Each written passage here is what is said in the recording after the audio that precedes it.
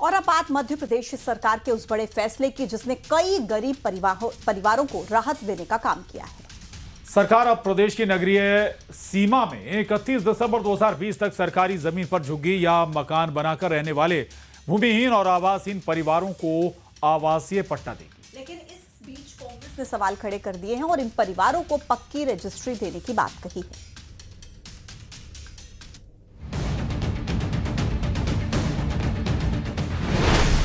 गरीबों को जमीन, झुग्गी होगी क्लीन।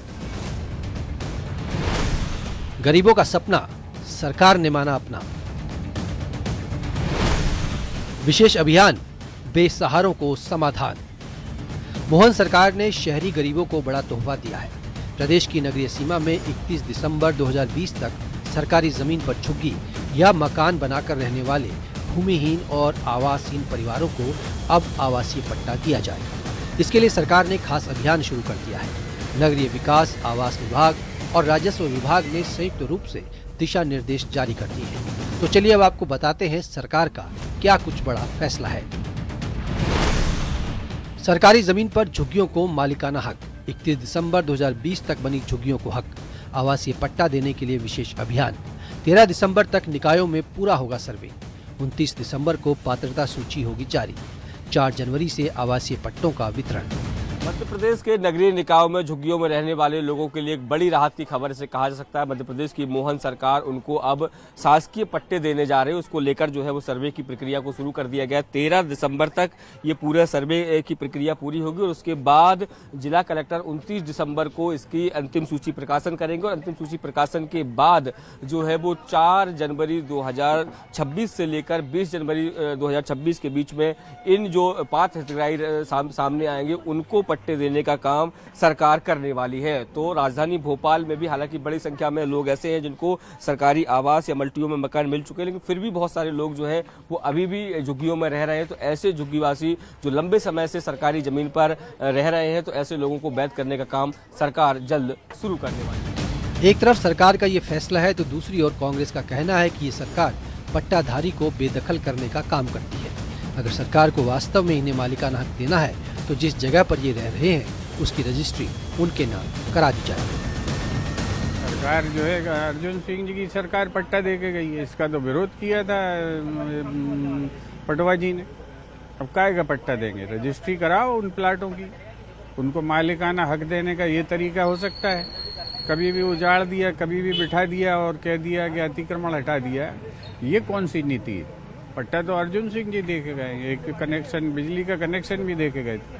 ये नया काम क्या कर रहे हैं? उन पट्टों को रेगुलराइज करिए आप और उनके ऊपर जो है रजिस्ट्री करवाइए। देखिए, सबसे महत्वपूर्ण चीज यह है कि भारतीय जनता पार्टी की सरकार ने सदैव गरीब वर्ग के साथ संवेदनशीलता रखने का काम किया है। हमारी सरकार लगातार उनके साथ न्याय सुनिश्चित करते हुए उनको पट्टे देने हैं तो पूरी तरीके से प्रतिबद्ध है। मध्य प्रदेश में हमने पहले भी देखा, ग्रामीण अंचलों में बड़ी संख्या में भूमि विहीन जो लोग थे उनको पट्टे बांटने का काम मध्य प्रदेश की सरकार ने किया और उसी योजना को आगे बढ़ाते हुए शहरों में भी इसको क्रियान्वित किया जा रहा है। यह अपने आप में सरकार की और माननीय मुख्यमंत्री जी की संवेदनशीलता को दिखाता है।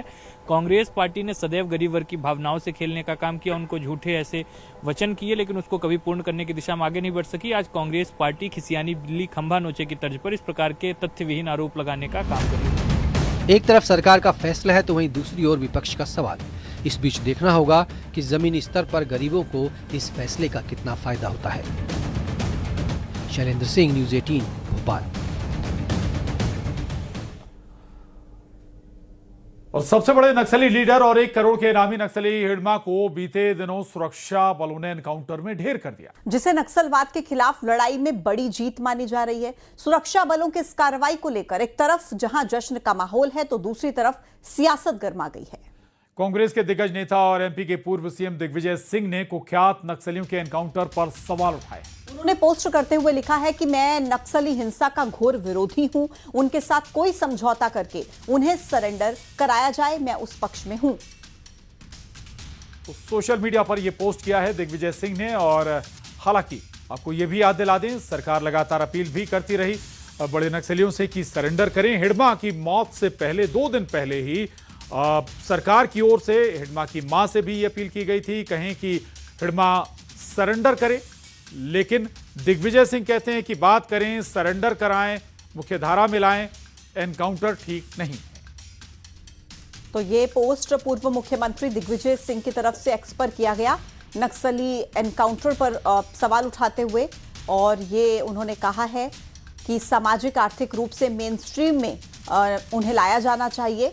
इसके अलावा आगे लिखते हैं कि मैं नक्सलियों द्वारा की जा रही हिंसा का घोर विरोधी हूं, और इसी के साथ ही दिग्विजय सिंह ने आगे लिखा कि उनके साथ कोई समझौता करके उन्हें आत्मसमर्पण करने के लिए कहा जाए। तो दिग्विजय सिंह की इस पोस्ट पर विश्वास सारंग ने निशाना भी साधा है। उन्होंने कहा है देशद्रोही की श्रेणी में दिग्विजय सिंह का ये बयान है। नक्सली एनकाउंटर पर घड़ियाली आंसू बहा रहे हैं दिग्विजय। नक्सलियों को समर्थन करना उनकी आदत है, हमेशा देशद्रोहियों के साथ खड़े हुए दिखते हैं, ये कहना है विश्वास सारंग का। एक्स पर ये बयान आपत्तिजनक है, देशद्रोह की श्रेणी में आता है। दिग्विजय सिंह जी, देशद्रोहियों को संरक्षण मत दीजिए। इस देश को तोड़ने, इस देश में अनलगर कृत्य करने वाला व्यक्ति कहीं भी किसी भी तरह संरक्षण देने लायक नहीं है। इसके पहले भी अभी पूरे मीडिया में आया था, समाचार पत्र में आया था, बहुत से नक्सलियों को आंध्र, छत्तीसगढ़ और 2-3 महाराष्ट्र इन्हें आत्मसमर्पण कराया था। और आत्मसमर्पण होता है जब एक जमाने में डाकू ग्रस्त प्रदेश था मध्य प्रदेश, उनको आत्मसमर्पण कराया। तो अगर ये पॉसिबल है तो वो करना चाहिए, उसमें कोई दिक्कत की बात नहीं है। मध्य प्रदेश में जब दिग्विजय सिंह मुख्यमंत्री थे तो नक्सलवाद सबसे अधिक बढ़ा, यहाँ तक कि दिग्विजय सिंह सरकार के मंत्री तक की हत्या नक्सलियों ने की थी, और दिग्विजय सिंह सरकार ऐसे नक्सलियों के ऊपर कार्रवाई करने में असफल हुई थी। तो दिग्विजय सिंह जी का यही रवैया था जिस वजह से मध्य प्रदेश में नक्सलवाद बढ़ा, और आज जब सरकार दृढ़ इच्छा शक्ति के साथ नक्सलवाद को समाप्त कर रही है तो दिग्विजय सिंह जैसे नेताओं का ये रवैया आश्चर्यचकित है। ये नक्सलवादियों को समर्थन देना चाहते हैं। देश भर के किसानों को आज कृषि मंत्री शिवराज सिंह चौहान ने बड़ी खुशखबरी दी है। उन्होंने किसानों को प्रधानमंत्री फसल बीमा योजना में हुए 2 संशोधन की जानकारी और बताया कि अगर जंगली जानवर फसलों का नुकसान करते हैं तो भी नुकसान की भरपाई होगी, और साथ ही जल भराव के कारण भी अगर फसल खराब होती है तो भी नुकसान की भरपाई होगी।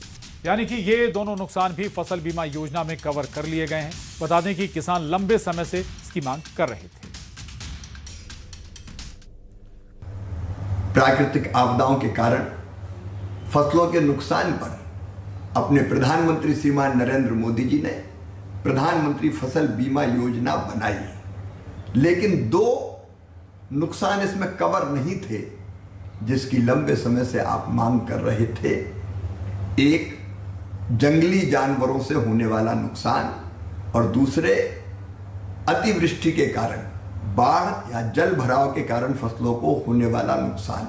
मैं आपको प्रसन्नता के साथ ये सूचना दे रहा हूं कि ये दोनों नुकसान भी फसल बीमा योजना में कवर कर लिए गए हैं।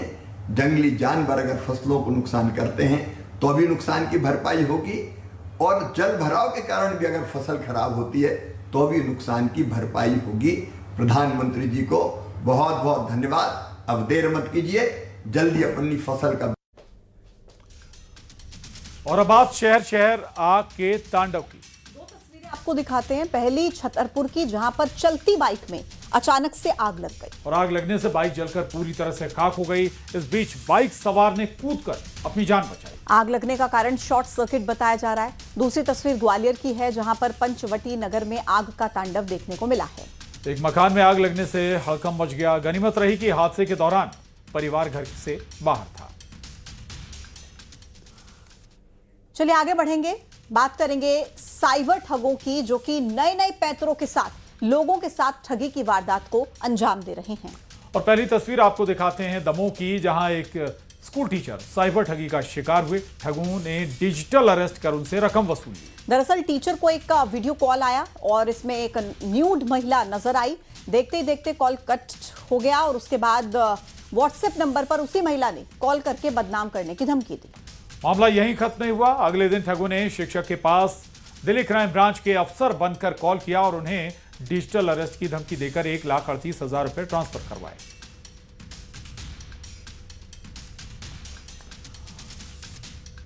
और दिल्ली धमाके की जांच में कश्मीर के अस्पतालों और मेडिकल कॉलेज जांच एजेंसियों के रडार पर हैं।